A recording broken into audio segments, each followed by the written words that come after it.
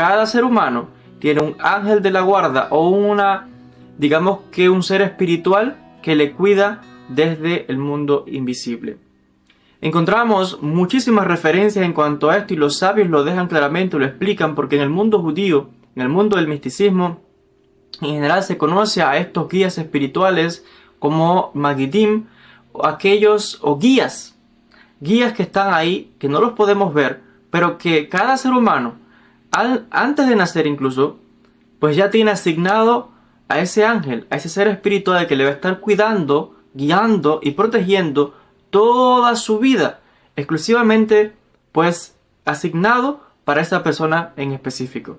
Lo que es más, además de que cada ser humano tiene a su ángel protector, cada nación que hay sobre la tierra tiene asignado un ángel específicamente que les representa en la corte celestial. Hay muchísimos ejemplos de esto en el texto bíblico, lo encontramos muchas referencias, por ejemplo en el capítulo 10 del libro del profeta Daniel, donde se habla allí del príncipe de la región de Persia, el príncipe de Grecia. Encontramos también, por ejemplo, referencias en el texto bíblico, en el libro del Éxodo, en el capítulo 23, donde Dios claramente menciona y le dice a la nación hebrea de que asignaría a su ángel para que les guiase y les cuidase por el desierto. Entonces la nación de Israel también tiene un ángel asignado.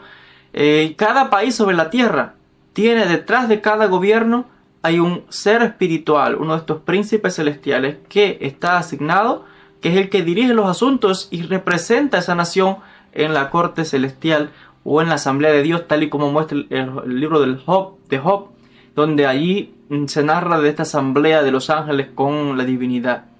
Entonces, no solamente tenemos un ángel de la guarda cada ser humano, sino que cada nación tiene un príncipe espiritual que les representa.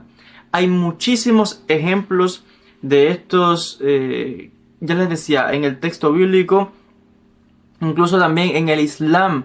Hay muchas referencias sobre esto. Hay un hadith recopilado de las grandes compilaciones de hadith, el hadith muslim, que el profeta del Islam, el profeta Muhammad, también enseñó esto claramente y dijo que cada ser humano tiene asignado un ángel o un jinn, que es una entidad que bien puede ser benéfica o bien que puede hacer mal, pero así lo dejo claro, que hay un ángel asignado específicamente para cada ser humano.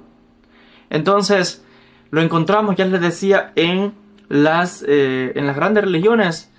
Incluso, por ejemplo, en el libro de los Salmos, el capítulo 91, versículo 11, claramente allí se deja claro cómo Dios afirma que Él da encargo a sus ángeles órdenes para que guíen al ser humano. Y puede ser que en ocasiones envía a más ángeles para proteger a sus siervos en diferentes circunstancias. El salmista claramente, y voy a citar, dice: porque Él dará a sus ángeles órdenes acerca de ti para protegerte en todos tus caminos. Entonces claramente está indicando que los ángeles son mensajeros, seres, fuerzas espirituales, energías que son asignadas por Dios para que nos cuiden, para que nos protejan en toda nuestra existencia. Esto pues es así como está en el texto bíblico. Les decía también el relato de, por ejemplo, el profeta Daniel, cuando fue arrojado al foso de los leones, envió un ángel, su ángel, para que le protegiese. Y en muchos relatos, el ángel que protegió también a los famosos 3 hebreos. En el mundo cristiano lo tienen también. En el Nuevo Testamento los cristianos tienen, por ejemplo, cuando Jesús estuvo en Getsemaní, se envió a su ángel también para que le fortaleciese. Cuando Pedro estuvo en la prisión, se envió a su ángel para que lo liberase de la prisión.